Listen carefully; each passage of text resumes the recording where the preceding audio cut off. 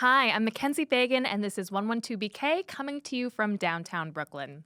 On the show today, a murder of dominatrixes tells us why the creators of the Netflix show Bonding deserve to be punished. So many of us are losing our lives, our privileges, our access, our humanity every single day. And Mistress May gets to come on here and she's working on a thesis, so it's fine to be a Dom, but it's separate from sex work. You and Bonding and Netflix for that matter.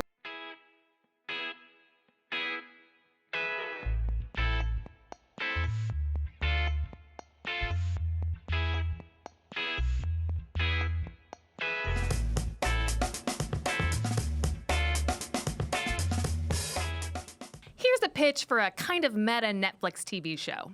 Interior, a writer's room for a Netflix TV show. A group of cis white people is sitting around a table pitching ideas for an episode of their show about Native American trans pageant moms. The door flies open and in barges a handful of actual Native American trans people, and they explain why it's not okay to write a show about a marginalized community without including the voices of real members of that marginalized community. Every episode will feature a different problematic show or movie, and given the current media landscape, there will be infinity episodes. Hello, syndication! If only this series had been around a year ago, the film LaQuisha would never have been made. Same goes for Bonding. Netflix's latest romp with a complicated subject matter, in this case, dominatrixes. Here to give us a glimpse into the 50 Shades of Nope this series has to offer are real-life doms. Mistress Blunt, welcome to the show. Thank you so much. Ashley Paige, thank you so much for being here. Thank you for having me. And Maddox, thank you for joining us as well. Happy to be here. So you guys, this show's so bad. It's so bad. It's just like objective. If you take all of the politics out of it, It's is still just bad. an Still objectively bad. bad show. So Yeah. I feel a little bit bad beating up on it because the writing is bad. It's just like all around not good. I don't feel bad for beating up on it at all. I mean, they produced it and called it worthwhile. They were asking for it. It was coming their way. Let's see. You have ample access to this community to actually get it right. You have ample access to valid points of view to actually put something worthwhile that's not just reducing everyone down to some trope, some generalization, some dehumanizing form of what sells. You had the option, and here's what you chose. So I don't feel bad. Making a good TV show is hard, like humor is hard, but I think that we can start from the baseline assumption that if you are making a show about sex workers, you probably should hire some sex workers to write for the show. And you wrote a piece, Blunt, for Vice, where you really took the show to task. Did they ever respond? I know that you asked, you were like, did you have any sex worker consultants on the show? No, a few different folks who were writing op-eds about the TV show. The editors reached out for comment and no one commented. I did hear that the Dom that it was based on maybe visited the set, but it kind of sounds like an urban legend to me. What pisses me off, though, is that it's like this white cis dude telling the story of his sex worker friend. A white cis female. Yeah. Right. And it's like, and nowhere in there is consent talked about or mentioned like this. It's completely disregarded. So I'll back up, and for oftentimes. people who haven't seen the show, the story is, the protagonist really is, as you said, this cis, white, gay young man, just graduated college. And he's having a hard time paying his bills. He lives in New York. He's a struggling stand-up comic. And so he starts assisting his friend from high school who is a dominatrix. So it really centers his experience, but then also the experience of his friend, who, as you mentioned, is also a cis white woman. There don't seem to be, I've only watched 3 episodes, and I couldn't go any farther, but there don't seem to be any characters of color. There's one. Yeah. And he is ridiculous. Very. What? Tell me why he's ridiculous. Maybe we'll go to you, Maddox. Go ahead, baby. Well, tickling. People like to get tickled. So he's a client who likes He's to a be tickled. client who hired the Dom character. First of all, about him assisting a Dom, usually our assistants are subs. Never I've never had a friend assist me in that way, and I've never been comfortable taking someone in a session along with me without being consented with my client or whoever. She disregards his boundaries when he actually lays them out to her, and then during sessions, repeatedly just blowing past her boundaries. his boundaries. I apologize. It's so nasty. Mm-hmm.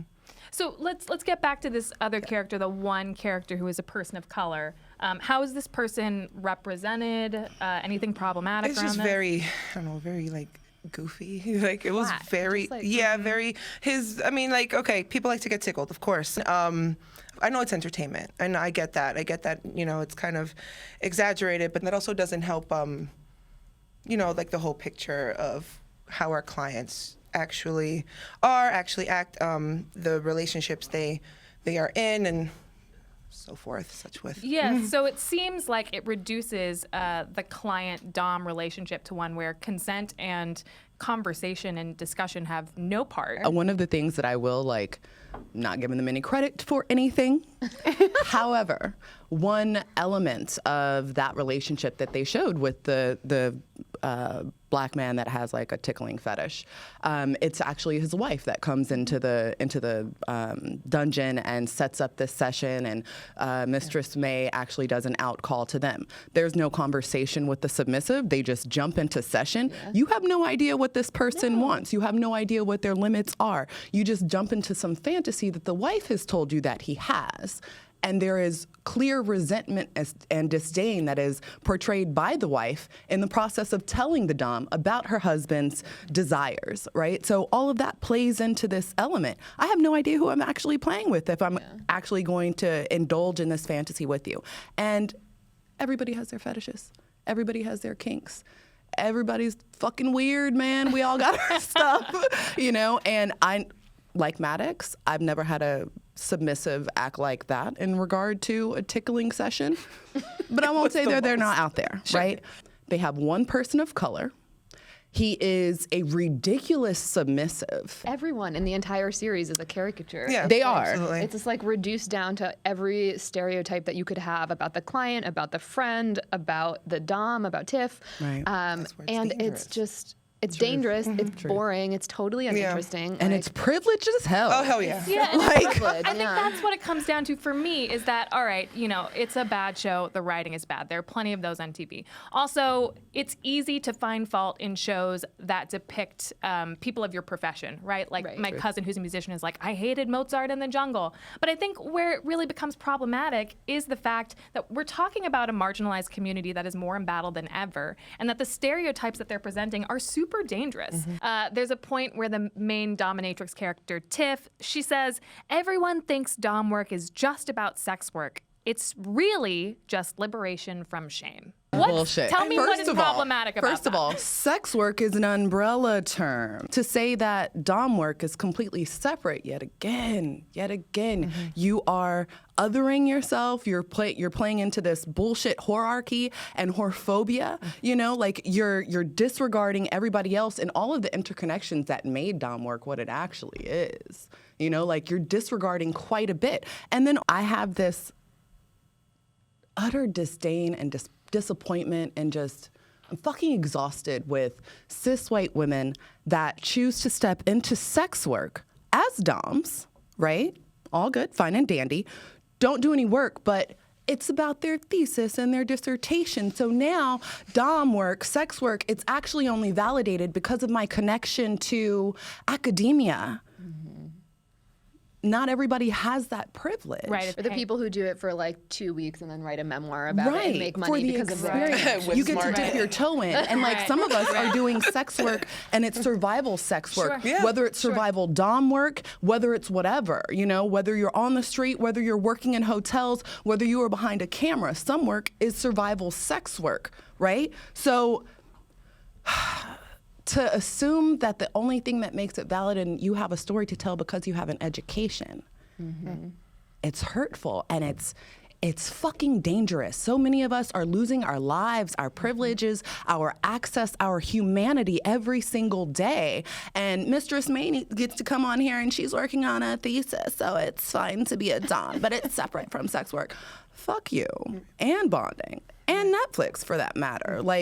We're dying on the streets, yo. It's serious. She perpetuates this idea that doms are always dommy, even when they're not being doms. Which, okay, yeah, but not all of us are always in bitch mode fantastic every time. And You know, there's like so many different styles. and there's of so many doms. different styles, gentle doms, you know, seductive doms. I mean, so she's also perpetuating that idea that we're always bitches, and we're not. And we're like hurt by Oh, men. yeah. And we're always hurt by men. And here's what I also did. We've been sexually abused, all of us. Like, here's the thing. This is the only reason why you're in sex work, right? And that's bullshit. It is, Also, she is an angry cis white woman. You change her color. This show doesn't get greenlit. At all. It's a completely different conversation. It's a completely different level of privilege, access, and motherfucking appreciation for your humanity. She gets to come out, and I'm in a full-on, her one boot. I like that little mouth. Look. So I love your petty. Oh my God. I love your petty. The one pair of boots that she has that she wears 15 times in a row in this entire season, she comes out and does her thesis presentation on this, right? And it validates her. But if she was an angry black woman, no one would fucking listen. No one would fucking care. Hell, she might get reported. Does she have kids? Where's she live at? How much is her income? It completely, and not just to hell, I was going to say not just to take it back to color, but that shit is always there. It's this true. is the world that we live Why not? in. Let's do and it. it's fucking exhausting to have cis white women, cis white men telling stories. Telling stories. Why I'm like this. Sitting on the bed. I'm going to sit on my head. Especially when there's things like Mercy Mistress, which is produced by Right, folks exactly. of color, That's amazing. about Yeah, BDSM, it's amazing. about their own What is experiences. Mercy Mistress? Mercy Mistress is about a fictionalized version of a dominatrix, Yin Kwan's experiences as a dominatrix and her process of like healing through trauma using BDSM. And it's this really beautiful, nuanced pilot that's now produced by Margaret Cho, and would like to see Netflix pick that up. Yes, Netflix, pay So attention. this is a show that gets it right, you feel like? Yeah, they get it Yes. right, and Yes. it's they did the made work. for us, by us, and it's giving interesting information. It's like complicating these ideas rather than just like. And it's humanizing us. Yeah, I mean, I only watched again through the third episode, and I would like those 45 minutes back. But she and her best friend put on masks because it's the only way that they can talk to each other if they're wearing masks. And she talks about all of the boys who hurt her in high school and about how she was only viewed as a sex object.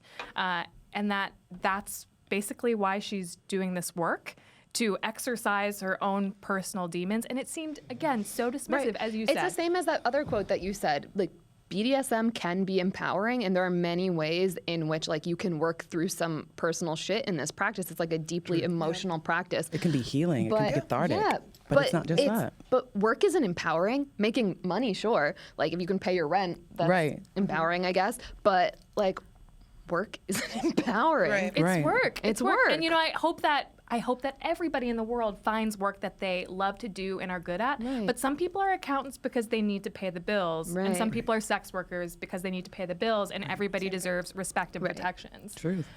Let's be petty. Let's also talk about, we mentioned she has one pair of boots. There's shag carpeting on the floor of that dungeon. Baby, and then she has dicks on like all of the little mini shelves. I'm just like, how much anal play are you doing, and how filthy are your carpets? Just like, and then there's no lube. I know when he puts No the fucking way. finger in his ass, I'm like, where is the There's lube? no And then here's the thing. Like, Okay, I say mean- for instance you don't have lube and you're doing it dirty old school, right? And you just want to use a little bit of spit. That's not enough spit to finger my damn self. What are you doing Jail sticking lube, it in that's someone's taking my butthole? responsibility. Like, The show is offensive in other ways too. There was just one moment that I caught that was sort of like a throwaway line, and this is her psychology professor. He's telling people about how like psychologists shouldn't get too attached to their clients, and he says, as the students are like leaving the classroom, his voice in the background says, "Just remember, all talky, no touchy." And I was like, oh, that's some like racist East Asian patois that you're throwing in there. okay. I mean, again, like, did nobody on the show, was there any person of color, any non-cis person, any sex workers who were able just to like flag small things and big things and say, this show's gonna be hugely problematic? I don't think so at all. She's also said to be in a psychiatry program, and she's clearly in a psychology program. And it's like, you couldn't, like, you couldn't hire a fucking sex worker consultant, but, like, could you Google? Like, Right. do you not have the funding to Google these things? Come on. So so let's annoying. talk a little bit about the marketing for the show. So there was a Twitter account that was created, right? Verified. Which was a spit in the Okay, face, man. That talk was- about check and that. everything. Why is it spitting in the face of sex workers to verify this account? So let's see. I have had, I think I'm on account number 5 with Instagram. I've had 4 accounts shut down. This started before SESTA-FOSTA was actually passed and only got worse over the last year. And let's pause. What is SESTA-FOSTA? Who wants to take this one? Sure. Blunt. SESTA-FOSTA is an amendment of the Communication Decency Act, Section 230, which now, with these amendments, makes platforms liable for the content that their users post. Under the guise of stopping human trafficking. So before, platforms like Craigslist Personals and things like that wouldn't have to moderate the content that their users post because they wouldn't face any legal liability. But now they are facing that legal liability, and it's like up to like 15 years in prison or something like that for facilitating prostitution or human trafficking. And so now, like, these websites don't know how the law is going to be tried in court. So they're just pulling down these resources, and we're seeing the free and the niche sites taken down first. So the folks who have less money to pay for an expensive ad are the people who are no longer able to find work. And why is this problematic? People hear this and they're like, "Whoa, sex trafficking is terrible. We wanna stop that." Why are these laws actually really insidious? These laws exacerbate the things that make people vulnerable to trafficking. And then also conflating sex work Yeah. and sex trafficking. Right. They're very different things. Right. Sex work, it's consenting adults. We are doing what we choose to make a living. No one's actually being hurt. Sex trafficking is a completely different monster altogether. Conflating the two and assuming that because I choose to be a dominatrix means that I'm trafficking myself, my friends, or potentially children. Right, people have been, That's- like, workers have gone to jail for being someone's safe call and, like, providing safety or sharing harm reduction tools with someone or crossing a state line with a friend. Now, pimping and pandering, those laws are being slapped on us because we are sharing information. We are trying to keep one another safe. When all of these ad platforms and websites and safety nets that we've had are being shut down or just deleting themselves because they want to avoid the threat Yeah. of We've legalization. had, like, harm reduction sex worker conferences shut down their programming. The people who are most policed online are also the people who are most policed on the street. So when you see the free and the niche sites coming down, and those people are no longer able to connect to clients, I think most major cities have reported like 2 to 3 times the amount of street-based workers. And, like, the cops and the criminal justice system are one of the main, like, aspects of violence that sex workers face. So you're putting vulnerable communities into spaces where they're more heavily policed. And I was reading this study by the Center for Court Innovation, and 15% of sex workers that they interviewed in this, of their participants, had been raped by a cop. And, like, I think it was like 27 or 30% had, like, a negative interaction or harassment. I And, would like, be these are, really- like, trans women of color who I was are gonna say, yeah. who are being, like, racially profiled on the streets. Right, of course. So it's not women who look like Tiff. Right. Right, it's the people who are Yeah. the most marginalized, the most vulnerable, who cops know don't have a place to go, who won't be believed, Yeah. who are at the mercy. Yeah. So who is this really saving? That's Right. what's so enraging about it. What's terrifying, like SESTA-FOSTA, the Cloud Act, like all of these different things, all of these different pieces of legislation have passed, but then also like facial recognition technology continues to get better. We talk about that a lot on this show. And they continue to utilize sex worker ads to Yes. compile that. I was just The reading whole an thing with article last Marriott night. and like everything, Yeah. like What's the whole thing Yeah. with Marriott? So Marriott started to enforce this rule now. It's pretty much as far as like any employees and all of their hotel chains, which is a ridiculous amount. So now they have this new rule that they're enforcing where they are pretty much, they're training all of their employees how to spot and identify a sex worker or a trafficked individual. And what would some of those telltale signs Please, be, Miss let us Paige? know, please. Are they, let's see, do they travel fairly often? Are they traveling light and only have one bag? Do they, let's see, do they have too much makeup? Not enough makeup? Are they in a hotel by themselves trying to have a drink? Are they by their computer? Like it's all of these little basic things where if you are an independent business owner and you travel. And a You could, woman. and a Yeah. woman. Right. You could potentially be identified as a sex worker. And what 'Cause do you're they or an drinking at a do? bar. artist or anything. Yeah, what happens? They call ICE. Yeah. They call ICE? Of all people, of all A groups significant amount of sex trafficking victims who are rescued wind up being deported. We call it humanitarian deportation. My guess is that they're not calling ICE on the white lady sitting at Yeah. the bar who they're just going to assume is a business traveler. Wow, Yeah. that's super. I want to come back briefly again to FOSTA SESTA and this whole like Twitter verification thing, right? So not only is Twitter supporting this advertising campaign, they are giving her a blue check. Meanwhile, at the same time, as you mentioned, Ashley, the social media accounts of sex workers and dominatrixes are being deleted en masse. So you've had 5 accounts shut down? Yeah. What are they being shut down for? Let's see. being So, sexy.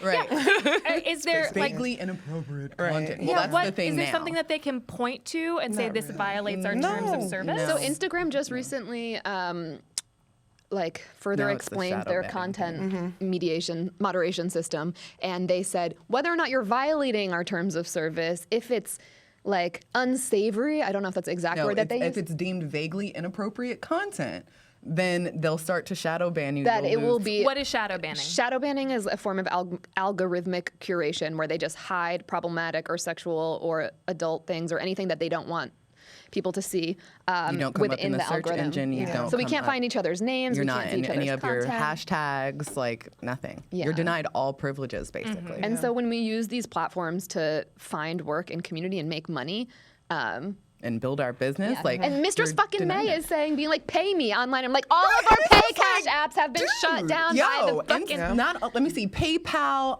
Let me see. Square Cash. Square Venmo. Cash. I mean, this legislation is because of people hating whores. Yeah. and like Right. Yeah. being Right. threatened by women's access to course. capital and like Right. the ways that we survive and take care of each other. Right. I'd say that FOSTA SESTA is just like one piece of legislation that further criminalizes our community. Right, It an was a extension. snowball that was building for a long time, and SESTA-FOSTA was the catalyst that fucking. We were being shadow catapulted banned before everything. FOSTA SESTA. We were Yeah. losing bank accounts as soon like even though like we're some of the earliest creators and users of financial technologies online. Sure. And We're their guinea pigs, and they'll they'll see and Yeah. they'll build their business and then get rid of us. Maddox, and ban how us. does a photo that you might post, a like sexy photo that doesn't explicitly violate any terms of service, how does that differ from, say, a photo that a Kardashian might post, a similarly sexy photo? Well, fuck the Kardashians. Thank But you. Say it again for the cheap fuck seats. the Kardashians Girl. and their fucking supremacist ass. Anyway, okay, so they're famous. All right, I'm not famous. True. I'm good with. I don't want to be famous. They're fucking famous. They have all these blind, loyal, sheeply followers. I don't need any of that. So unfortunately, she can get away with posting, look at the newest surgery I got or whatever the hell she posts about nowadays, or that lollipop fiasco that was. But you guys She's might basically post, standing nude. They can post Yeah, nude, she's Yes. nude. butt naked, all kinds of And then- everything. but you cannot. because you No, are in sexy. fetish garb. Right. Step in, let's just say like or sitting on like human furniture, just sitting on a guy or like holding one by a leash or something. Like everything is covered, and now they have this. I know before that they had it where if you, the whole free the nipple Implied. thing, Yeah. right, had to be implied. So even implied stuff, right? Yeah. And what's messed up is that sex workers, their accounts, their social medias, everything are being taken down, while the photographers that have taken their pictures Are still- and posted them on men. social media, mostly men, all of their stuff is still up. They're constantly gaining And- followers, and they're not shadow banned so whatsoever. part of it's like the algorithmic curation of like this like non-human content moderation. Some of it's human content moderation on the platform side, but the platform mirrors the misogyny of the users. So like we're being harassed, and like if we don't answer a DM, they're gonna report our fucking photo. One of my accounts got Has it shut down happened? because a guy slid into my DMs, was foul and obnoxious. I told him a couple of things. He reported my account, and I think he just started reporting pictures. He went on to another creator's account that I've created content with, made comments, very foul and degrading comments on the picture, and then within 24 hours, within 18 hours, my account was shut down. Haven't gotten it back. Wow. Wow, because it's like all your accounts basically have the same. It's the same brand, femdom, great stuff, amazing pictures, and it's the fact that they get offended by maybe the smallest little thing or You told them off. I think what you mentioned about the male photographers not having their content take it down sort of, comes full circle back to bonding. A lot of this comes down to who gets to make money off of the stories of sex workers. Right. And it's the male photographers, it's the Kardashians. Ryder Doyle. It's Ryder Doyle. It's Netflix. It's all of the people who are involved in the just show say- who did not pay sex workers to tell a correct story. It's not Blunt, ours. Ashley, Maddox, thank you guys so much for this discussion. This was Thank you for wonderful. having me. One last thing. And that is the show for today. If you liked what you heard, the best way to show it is to tell us your safe word. Or you could review 112BK on iTunes, and please subscribe to the show wherever you get your podcasts. See you next time.